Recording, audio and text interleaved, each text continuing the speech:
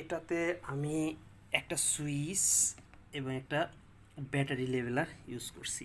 এর ভিতরে আমি ব্যাটারি বসিয়েছি।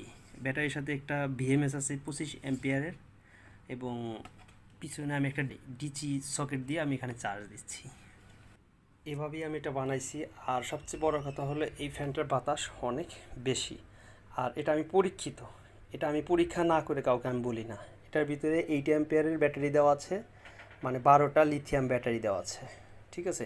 আর এই ফ্যানটা হাই স্পিডে আমি একটানা 7.5 ঘন্টা চালাইছি। তো আপনাদেরকে আমি বলবো না যে 7.5 ঘন্টায় চলে। এই ফ্যানটাকে ধরুন যে 5 ঘন্টা আপনি ভালোভাবে ব্যবহার করতে পারবেন। আর যদি এই যে লো মোড, এই লো মোডে দিয়ে যদি আপনি ফ্যান চালান, তাহলে এই ফ্যানটা আপনি একটানা 10 ঘন্টা চালাতে পারবেন।